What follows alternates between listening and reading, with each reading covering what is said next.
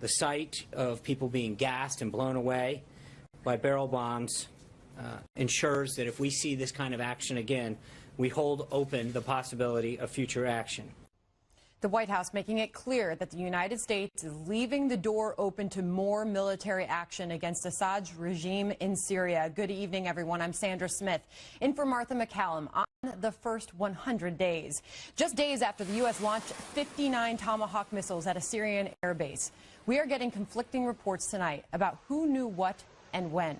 One senior U.S. official telling the Associated Press that the Russians knew about the deadly and horrific chemical attack before it happened.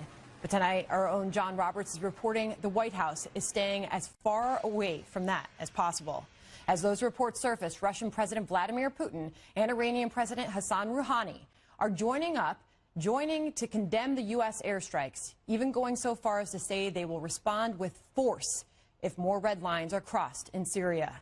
Despite the backing of those two world leaders, there are growing calls tonight from the wider international community for Assad to be removed from power by any means necessary. All this setting the stage for a dramatic visit to Russia by U.S. Secretary of State Rex Tillerson in less than 48 hours. In just moments, Congressman Will Hurd, who sits on the House Intel Committee, will join us. But we begin with Chief Washington Correspondent James Rosen live at the State Department. James? Sandra, good evening. With Secretary of State Tillerson soon to arrive in Moscow for his first trip there as America's top diplomat, allies of Syrian President Bashar al-Assad, including the Russians, the Iranians, and the terror group Hezbollah, have released a rare joint statement warning Washington that Thursday's U.S. airstrike on a Syrian airbase, quote, oversteps all red lines. We will react firmly to any aggression against Syria and to any infringement of red lines.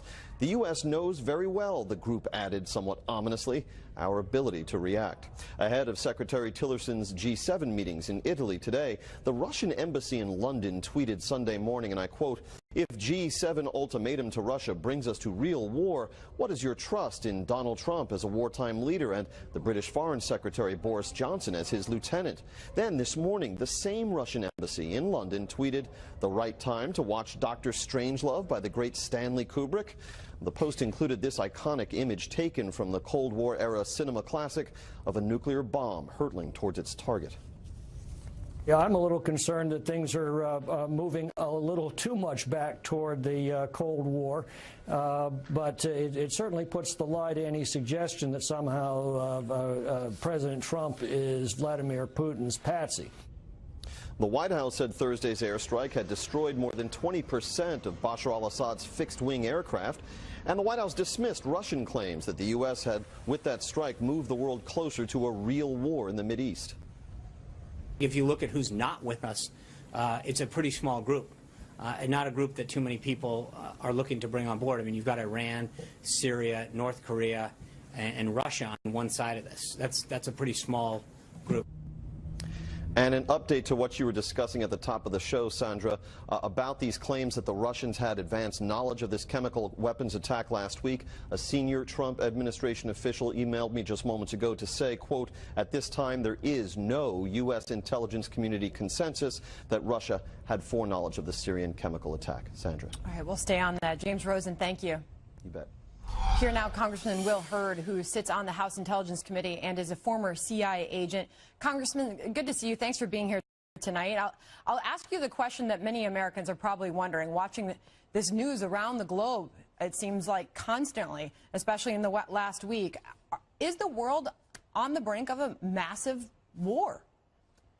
I don't think we're there yet. I do believe President Trump's attack on Syria last week was the right move. Bashar al-Assad, in my opinion, needs to go. We have a refugee crisis because of Assad. It was because of Assad and his civil war that created the space for ISIS to come in. Assad is the problem. And the fact that you have the Russians that are willing to side with Hezbollah, to me, is absolutely outrageous.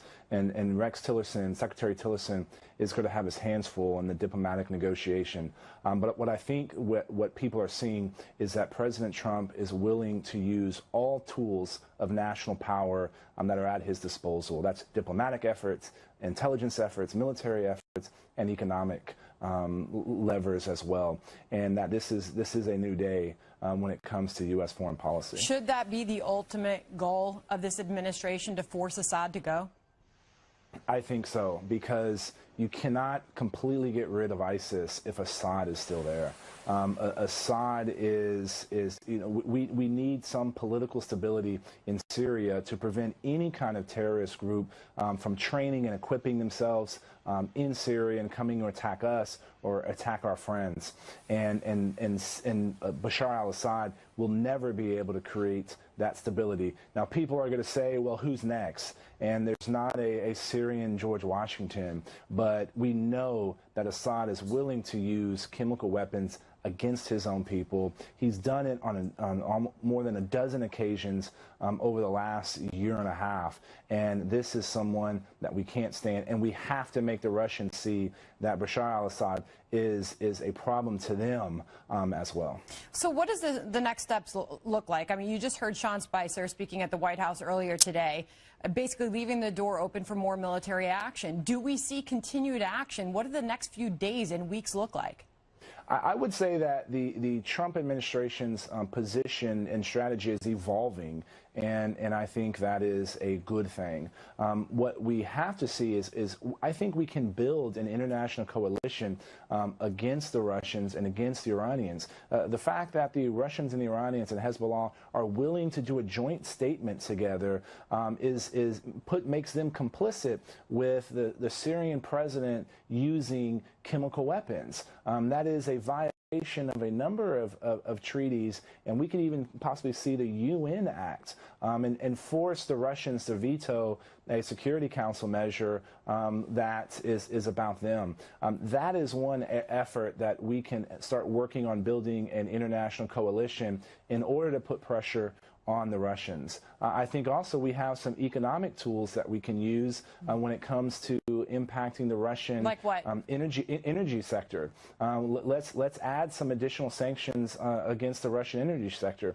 Russia makes its money from oil, but it gets its political power from natural gas. And if they are condoning and supporting the use of chemical weapons in warfare against a country's own population, then we should use that tool as well to put the continued pressure on Russia. But bottom line, you say Assad must go. Congressman Hurd, good of you to be on tonight. Thanks. Thank you. All right, well, several heavy hitters from the Trump administration went on the Sunday shows to talk about the path forward with regard to Assad. Watch.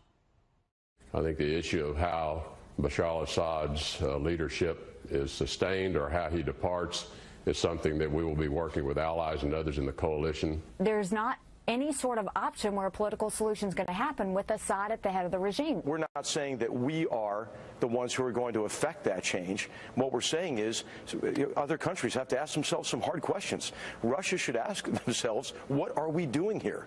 Why are we supporting this murderous regime that is committing mass murder of its own population?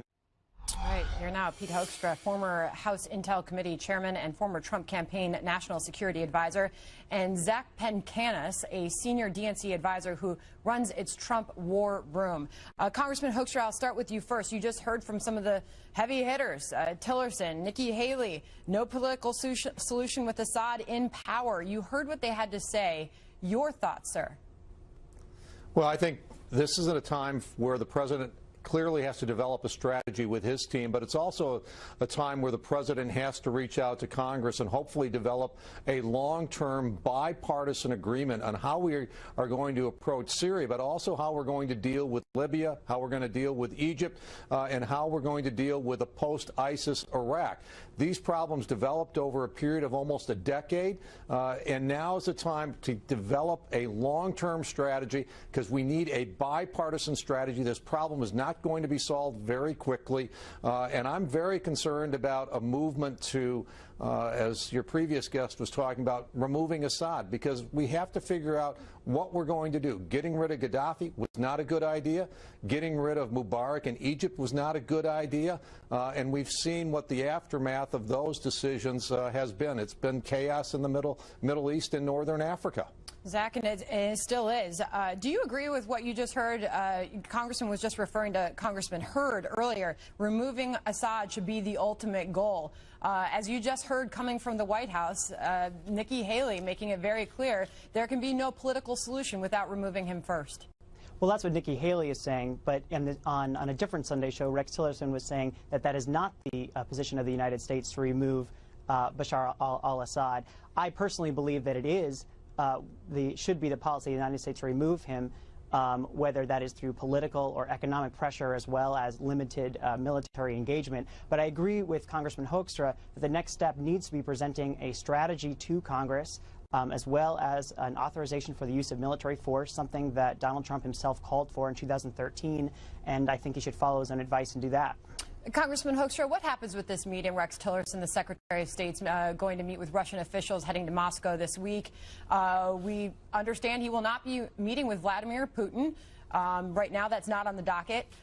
We don't know why, and that has not been revealed by the Kremlin. But what conversations will take place? What progress will be made? Well, it's hard to say exactly what progress will be made, but at least we'll be talking about the important issues that need to be confronted, and that is what does happen with Assad, because you're not going to do anything in Syria without at least some cooperation or recognition that Russia is going to be in agreement with that. So these discussions will take place.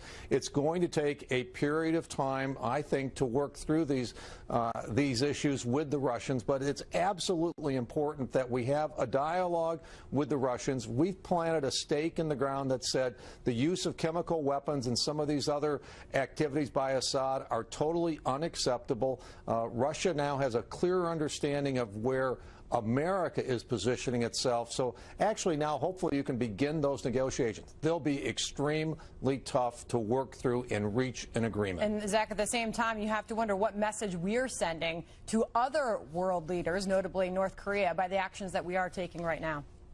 No, that's exactly right. And just to follow up on what Congressman Hoekstra was saying, I think it's going to be really interesting to watch that meeting with the Russians, because this administration has not had a very aggressive stance toward Russia up to this point. In fact, the only policy changes they've made toward Russia is removing sanctions on the Russian spy agency. And so if the administration decides to do some heavy politics with Russia, that'll be a complete 180 change. All right, many say that is evolving quickly. All right, thanks to both of you for being here tonight. Great, thank you. Also tonight, Syria, just one of the many international crises facing the Trump administration. So where does that leave America first? Chris Sirewald explains next. Plus, the Obama White House engineered a deal to get chemical weapons out of Syria. And we saw last week how that ended up. So can the same team's Iran deal be trusted? Charlie Hurt and Richard Fowler will be here to debate that. And a major victory for the Trump administration as the president's pick for the Supreme Court is sworn in. Judge Andrew Napolitano is here to tell us the most significant cases he will review in just weeks. I have no doubt you will go down as one of the truly great justices in the history of the United States. The many international issues confronting the Trump administration, as he is still not even at 100 days in the White House. Major incidents recently in Egypt, Sweden, and saber-rattling from North Korea have hit President Trump with foreign policy challenges that threaten to move him off his America First campaign slogan. Trace Gallagher has the latest live from our West Coast newsroom. Hey, Trace. Hi, Sandra. Funerals are now underway for the victims of the twin bombings targeting Christian churches in Egypt. We should warn you, the pictures are very graphic. One bomb that killed 28 in the northern city of Tanta was placed under a seat in the main prayer hall, where in the blink of an eye on the first day of Holy Week, hymns and prayers became screams and cries. Minutes later, 17 more were killed when a suicide bomber blew himself up outside a Coptic church in Alexandria. The bombings, which ISIS claimed responsibility for, also left more than 100 wounded. Egypt is now under a state of emergency meant to give investigators the tools they need to root out ISIS, though many believe raising the alert level will only result in restricting the rights of law-abiding Egyptians. President Trump has condemned the attacks and is confident that Egyptian President Fattah al-Sisi will fight to protect all Egyptians, including Christians who are often persecuted. Mr. Trump also reached out to the Prime Minister of Sweden to condemn Friday's truck attack in Stockholm, in a shopping district there that killed 4 and wounded 14. The attacker has now been identified as a 39-year-old Uzbek man who applied for asylum in Sweden but was turned down because he was considered a security risk. The suspect, a Sunni Muslim, also showed interest in extreme militant groups. He was ordered to leave Sweden, but clearly managed to evade authorities. And it now appears last week's U.S. attack on a Syrian airbase has done very little to convince North Korean dictator Kim Jong-un to give up his missile and nuclear weapons program.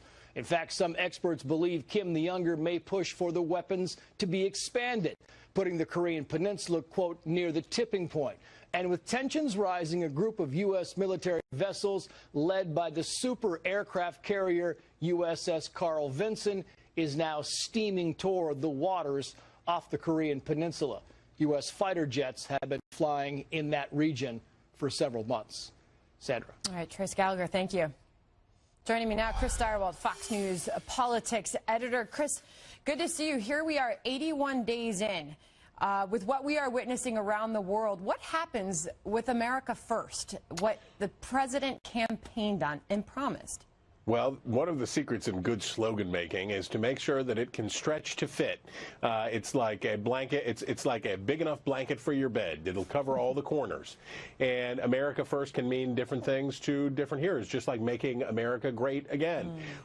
President Trump, when he was running for office and before his official campaign, was a relentless critic of people who supported President Obama in interventions overseas, who called for him to intervene. Now we see him in a very different light. He has cleaned house to a pretty substantial degree in his administration of people who were part of isolationist is too harsh of a term, but anti-interventionist at least, as we see Steve Bannon off the National Security Council. We see KT McFarland moving off the National Security Council. We see a change of horses over there, and we see them moving to a more traditional, dare I say, establishment foreign policy approach. So fair enough. That's the way the LA Times put it in this piece, calling it a pivotal week. Trump relies on D.C. establishment. The realities of the office are nudging the president beyond his campaign bluster. So it makes you wonder, is the use of the word evolving being used in a positive way? Well, we will have to get out a team of sociologists to figure out what happens when this many heads explode in this many newsrooms across the country, as so many reporters and so many analysts are now saying, wow, President Trump handled these 3 things, basically the Gorsuch nomination, the meeting with the Chinese president, and the strikes on Syria in a reasonable way. The challenge now is there are 2 groups of people for whom Donald Trump has made life very difficult in the last 2 weeks. One group are his core supporters, the people who would be opposed to these kinds of interventions and this sort of internationalist American foreign policy. But the other group are the resist people, the hashtag resist. We will fight you forever. We hate you no matter what. You're not really the president. When the Washington Post sounds more supportive of Donald Trump than Breitbart News, you've got a difficult job if you are Mr. Hashtag resist. And in the Rose Garden today, he was touting his flexibility on foreign affairs, saying, I do change and I am flexible and I'm proud of that flexibility. Chris Stirewalt, you sound like you have a bit of a cold. Why don't you go take care of that? It's allergies, these trees. You know they've got medicine for that. All right, Chris Stirewalt, always good to see you. Thank you. You bet. All right. Also tonight, the Washington Post fact checker giving Susan Rice's recent defense of the Obama administration's chemical weapons deal in Syria its worst rating. 4 Pinocchios. That failure raising new questions tonight about that same team's Iran deal. The New York Post editorial board asking, just how wrong they all were has now become dead obvious. So why should anyone still believe the same team's assurances on Iran's ability to produce nukes? Joining me now, Charlie Hurd, a political columnist at the Washington Times, and Richard Fowler is a senior fellow at the New Leaders Council. Both are Fox News contributors. Richard, that's a reasonable question, isn't it? It's definitely a reasonable question, Sandra. And here's my thought on this. While I love the president, or the former president rather, I think that we can all agree that he got Syria wrong. One, creating the red line. One, not acting fast enough. Two, working with the Russians to try to get rid of these chemical weapons. President Obama got it wrong. But with that being said, on Iran, he got it right.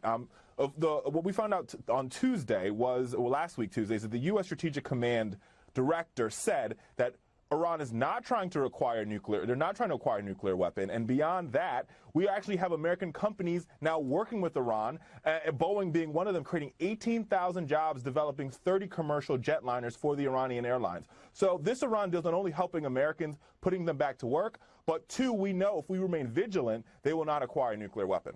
But Charlie, just knowing what we know now about the failures in Syria, where does that leave us with the Iran deal?